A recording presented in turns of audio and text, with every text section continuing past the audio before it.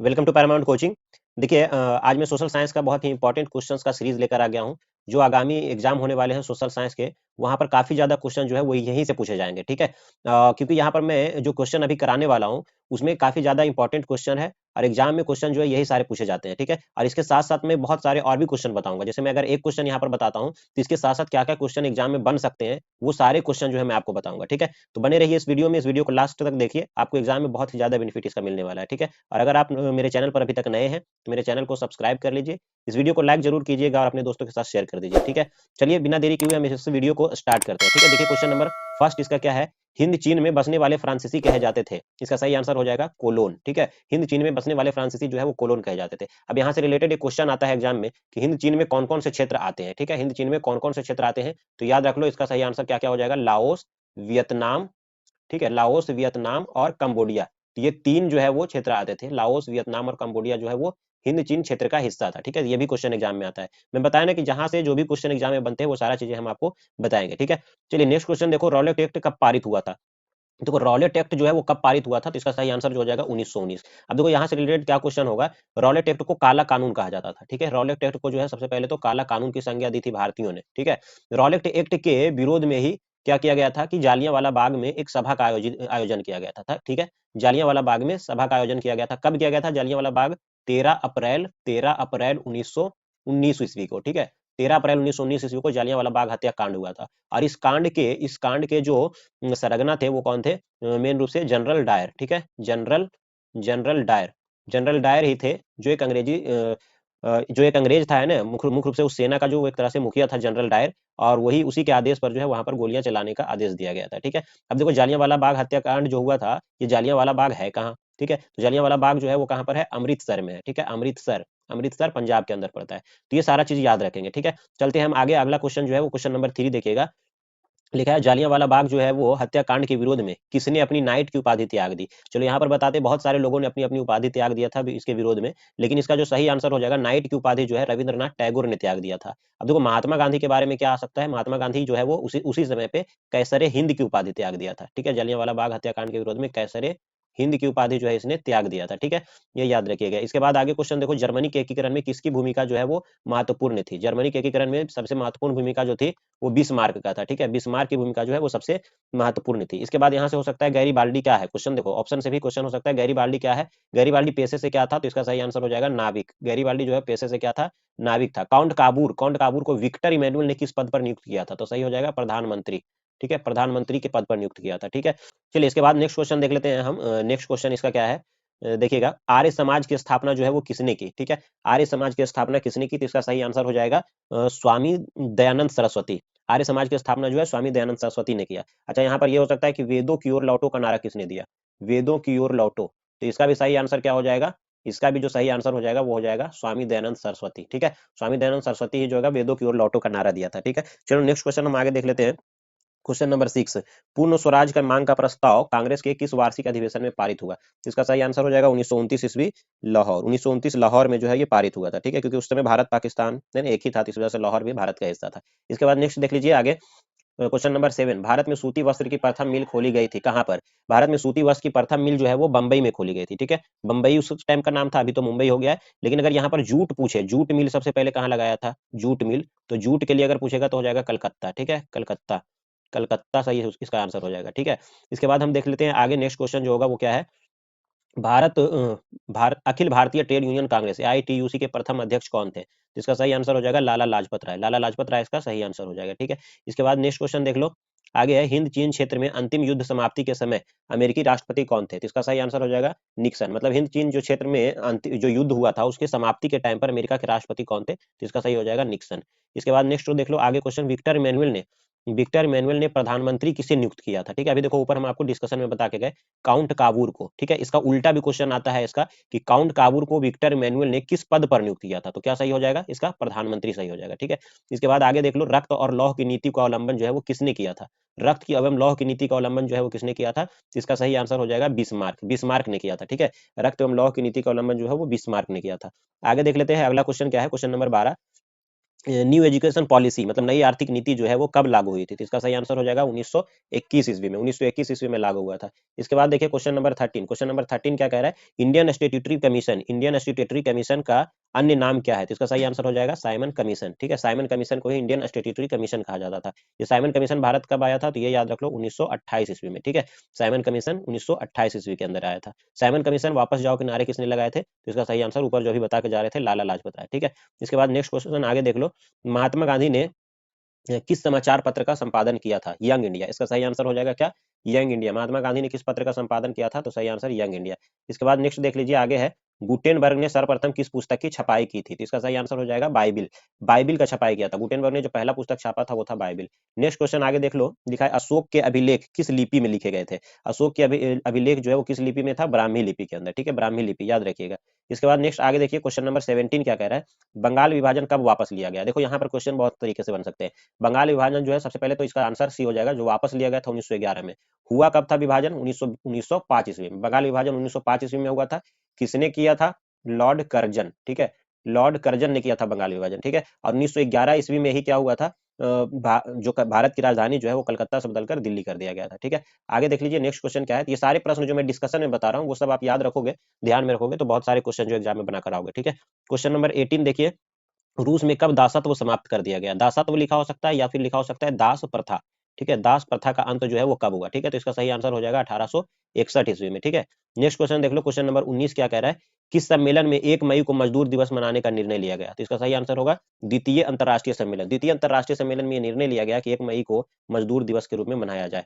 इसके बाद आगे देख लीजिए, क्वेश्चन नंबर 20 लिखा है होची मिन्ह की सरकार थी। देखो ये तो सबको पता होगा कि होची मिन्ह की सरकार जो है वो कहाँ थी? वियतनाम में। लेकिन यहाँ पर पूछ रहा है कि कौन से वियतनाम? दक्षिणी, उत्तरी, पूर्वी या तो फिर पश्चिमी। तो इसका सही आंसर हो जाएगा उत्तरी वियतनाम में। ठीक है, आगे देख लो, question number 21 War and Peace. War and Peace जो है वो किसने लिखा, या वॉर एंड पीस किसकी रचना है? ठीक ठीक है, तो इसका सही आंसर हो जाएगा टॉलस्टॉय। तो वो वॉर एंड पीस को हिंदी में भी अगर लिख दे तो युद्ध, युद्ध और शांति, युद्ध और शांति ये लिखा हो सकता है। तो अगर कहीं हिंदी में लिख दिया हो तो आप यहाँ पर ध्यान दीजिएगा। ठीक है, तो टॉलस्टॉय इसका सही उत्तर हो जाएगा। इसके बाद नेक्स्ट देख लो, आगे लिखा है सोवियत संघ का विघटन हुआ था। सोवियत संघ का विघटन जो है वो कब हुआ था? तो इसका सही आंसर हो जाएगा 1991। ठीक है, ऑप्शन ए इसका राइट आंसर है। इसके बाद आगे देख लीजिएगा, पटना को अजीमाबाद नाम किसने दिया? पटना को अजीमाबाद नाम जो है वो अजीमुशान ने दिया था। ठीक है, अजीमुशान। पटना का पुराना नाम जो है वो पाटलिपुत्र भी है और वो अजीमाबाद भी है। ठीक है, अजीमाबाद भी उसका नाम एक समय था।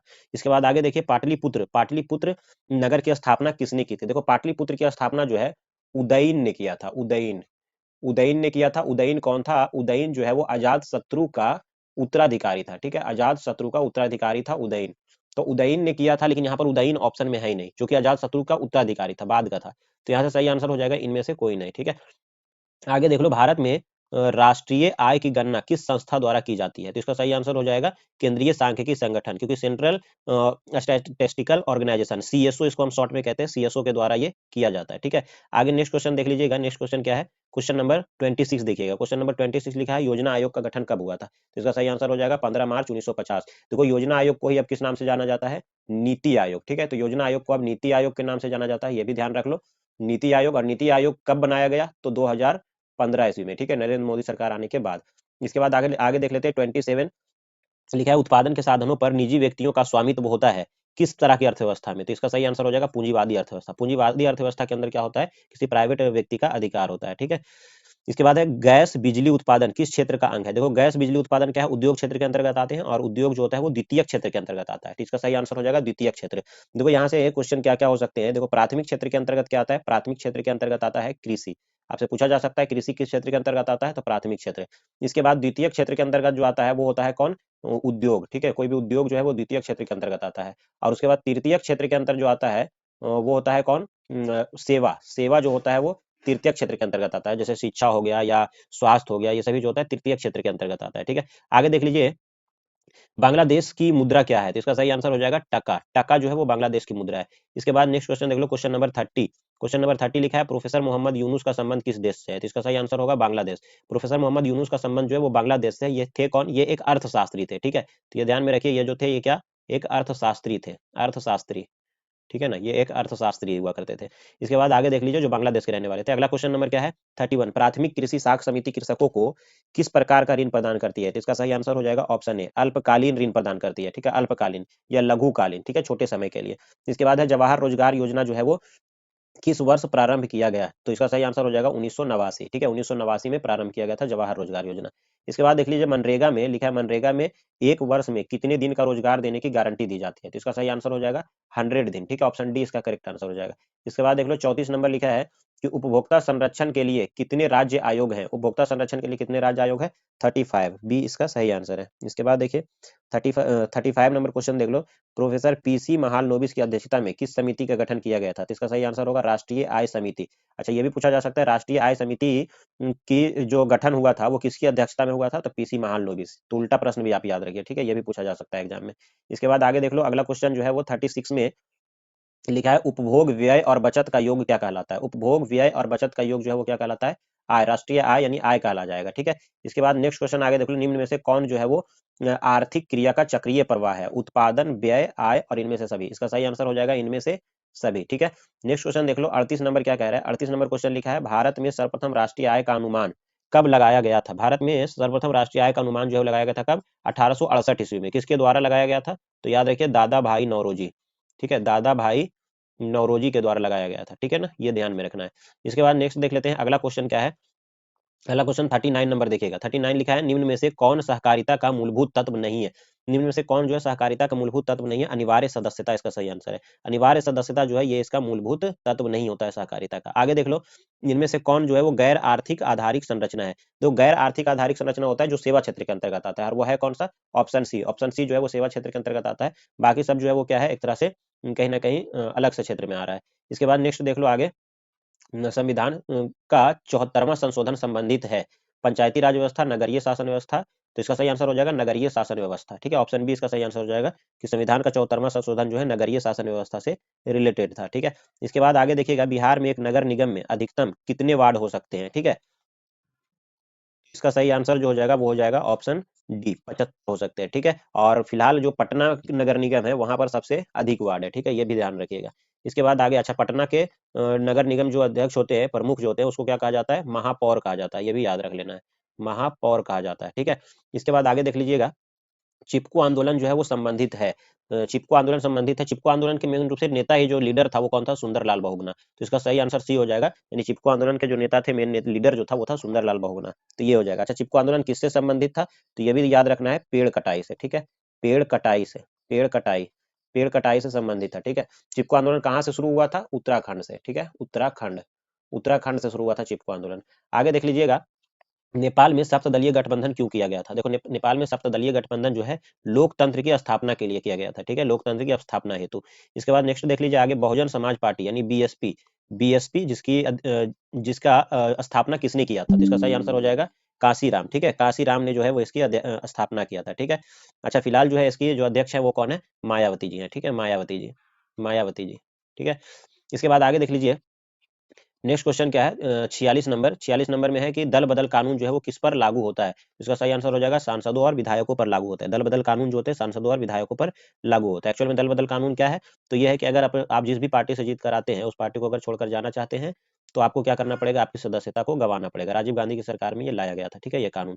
इसके बाद आगे देख लो, 47, झारखंड बिहार से कब पृथक हुआ था? ठीक है, तो इसका सही आंसर हो जाएगा 15 नवंबर 2000 ईस्वी को। झारखंड जो है बिहार से 15 नवंबर 2000 ईस्वी को अलग हुआ था। ठीक है, इसके बाद नेक्स्ट क्वेश्चन देख लीजिएगा, 48 नंबर, 48 नंबर क्वेश्चन लिखा है कि इनमें से कौन जो है संघीय प्रणाली की विशेषता नहीं है? तो इसका सही आंसर हो जाएगा इकाहरी शासन व्यवस्था। इकाहरी शासन व्यवस्था जो है संघ सरकार का उदाहरण नहीं होता है। ठीक है, संघीय प्रणाली की विशेषता नहीं है। अच्छा, यहाँ से संघ सरकार पूछा जाता है, संघ सरकार का उदाहरण है, तो ज्यादातर ऐसे बहुत सारे हैं, लेकिन ज्यादातर जो ऑप्शन में होता है वो क्या होता है? अमेरिका होता है। ठीक है, संघ सरकार का उदाहरण जो है वो अमेरिका है। तो ये भी याद रख लेना है। इसके बाद आगे देख लो, लोकसभा में चुने हुए सदस्यों की संख्या कितनी है? देखो, लोकसभा में चुने हुए सदस्यों की संख्या कितना होता है? इसका सही आंसर हो जाएगा 543। ठीक है, 543, 545 जो होता है वो टोटल होते हैं, लेकिन 2 सदस्य जो होता है वो क्या करते हैं? राष्ट्रपति जी मनोनीत करते हैं। ठीक है, राष्ट्रपति जी जो होता है वो अपने हिसाब से वो मनोनीत करते हैं। ठीक है, जो भी उसको बढ़िया लगता है उसको हिसाब से वो मनोनीत करते हैं। तो 543 का ही जो होता है वो चुने हुए सदस्य होते हैं, निर्वाचित होते हैं, कहने का मतलब।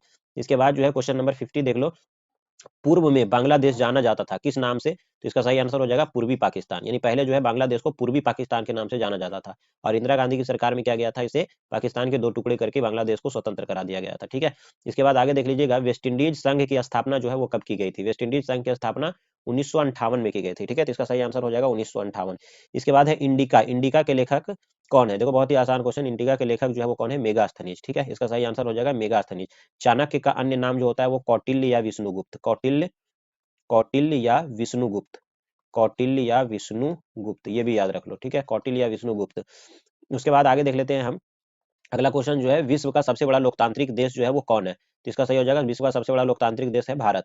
भारत जो है सबसे बड़ा लोकतांत्रिक देश है। लेकिन अगर पूछ ले कि विश्व का सबसे पुराना लोकतंत्र कौन है, तो याद रख लीजिए, अगर पुराना पूछेगा तब हो जाएगा अमेरिका। लेकिन अगर सबसे बड़ा लोकतांत्रिक देश पूछ ले तो हो जाएगा कौन? भारत। इसके बाद आगे देख लो, 54 नंबर है कि आंग सान सू की किस देश के नागरिक हैं? आंग सान सू की किस देश के नागरिक? म्यांमार। ठीक है, म्यांमार इसका सही आंसर हो जाएगा। आगे देख लो 55, क्षेत्रवाद की भावना का एक कुपरिणाम क्या होता है? अलगाववाद। ठीक है, तो इसका डी ऑप्शन सही हो जाएगा, अलगाववाद। इसके बाद आगे देख लो, अगला अगला क्वेश्चन, क्वेश्चन नंबर 56 कहता है दुधवा राष्ट्रीय उद्यान जो है वो कहाँ स्थित है? ठीक है, दुधवा राष्ट्रीय उद्यान जो है वो कहाँ स्थित है? तो इसका सही आंसर हो जाएगा उत्तर प्रदेश। ठीक है, ऑप्शन डी इसका सही आंसर हो जाएगा। दुधवा राष्ट्रीय उद्यान जो है वो उत्तर प्रदेश के अंदर। इसके बाद आगे देख लो, 57 नंबर क्वेश्चन लिखा है, भारत की प्रथम राष्ट्रीय जल नीति कब अपनाई गई थी? तो देखो इसका जो सही आंसर हो जाएगा वो हो जाएगा क्या? सितंबर 1987। ठीक है, तो इसका सही आंसर जो हो जाएगा वो हो जाएगा सितंबर 1987। आगे देख लेते हैं अगला क्वेश्चन क्या है, विश्व में सर्वाधिक वनावरण वाला देश जो है वो कौन है? तो इसका सही आंसर हो जाएगा रूस। ठीक है, रूस सही हो जाएगा। अगर वन घनत्व के हिसाब से पूछता तो ब्राजील हो जाता। ठीक है, लेकिन यहाँ पर वनावरण वाला देश पूछा है सीधा सीधा, तो ये क्या हो जाएगा? रूस इसका सही आंसर हो जाएगा। आगे देख लेते हैं 59 नंबर। 59 नंबर क्वेश्चन लिखा है, किस मृदा में ह्यूमस की मात्रा जो होता है वो नगण्य होता है? तो इसका सही हो जाएगा लेटेराइट मृदा। ठीक है, लेटेराइट मिट्टी में जो ह्यूमस की मात्रा होता है वो बिल्कुल लगभग नहीं होता है ना, बिल्कुल शून्य होता है। इसके बाद आगे देख लो, अगला क्वेश्चन है, भारत का सबसे बड़ा खनिज तेल उत्पादक क्षेत्र कौन है? तो इसका सही आंसर हो जाएगा डिगबोई। डिगबोई जो है वो सबसे बड़ा खनिज उत्पादक क्षेत्र है।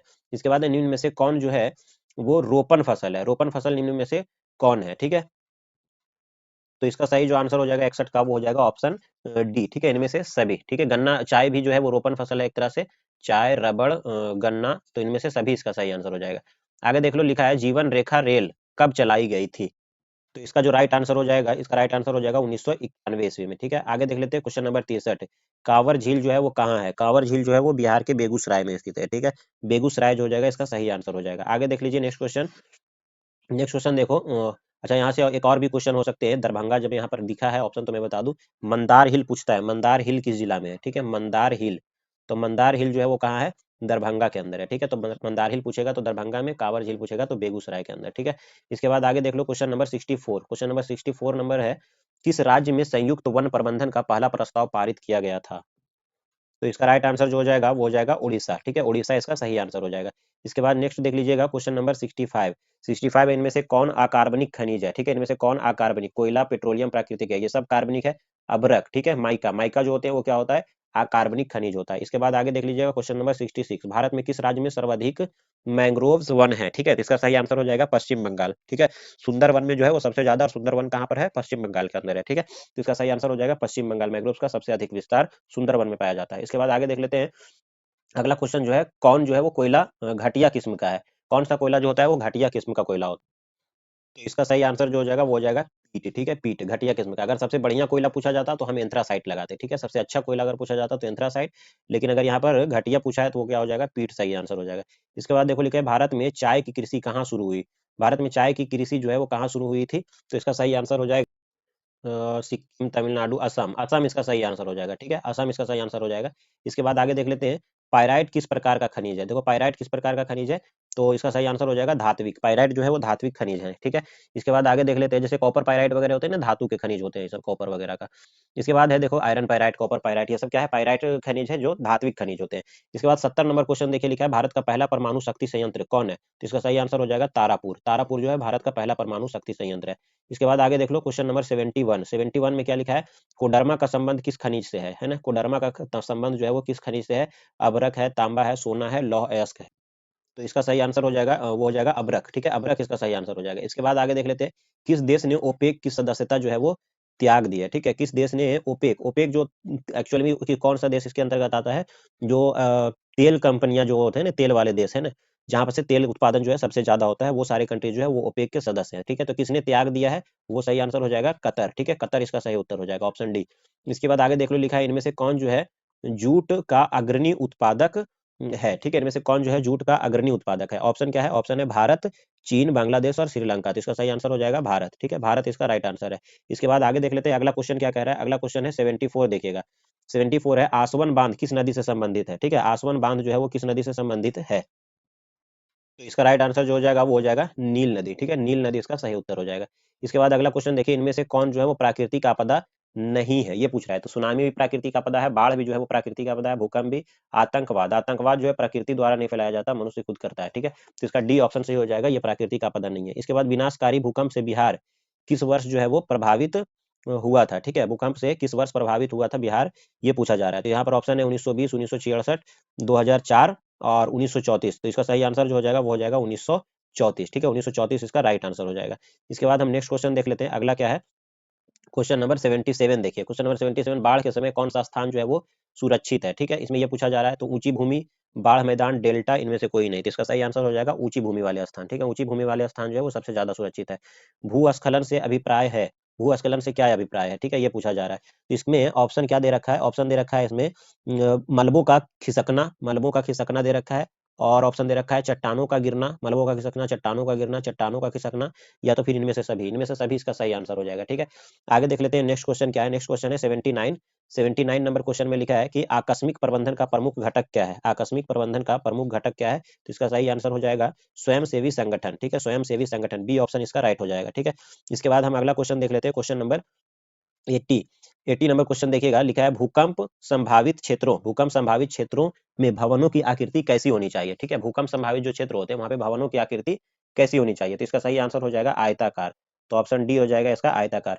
इस तरीके से हमने क्या किया कि 80 के 80 काफी इंपॉर्टेंट क्वेश्चन कवर किए, और इसके साथ साथ भी मैंने बहुत सारे क्वेश्चंस के आंसर आपको बताया जो एग्जाम में क्वेश्चन बनते हैं। ठीक है, अगर आपने ये वीडियो देखा है तो आपको एग्जाम में बहुत ही हेल्प मिलने वाला है। अगर ये वीडियो आपको पसंद आया है तो वीडियो को लाइक करिए और हमारे चैनल को सब्सक्राइब जरूर करिएगा, ताकि इसी तरह के वीडियो आपको लगातार मिलते रहे। ठीक है, और इस वीडियो को शेयर कर दीजिए अपने दोस्तों के साथ, ताकि उन्हें भी इस वीडियो का फायदा मिल सके। ठीक है, चलिए इस वीडियो को देखने के लिए आपका बहुत बहुत धन्यवाद।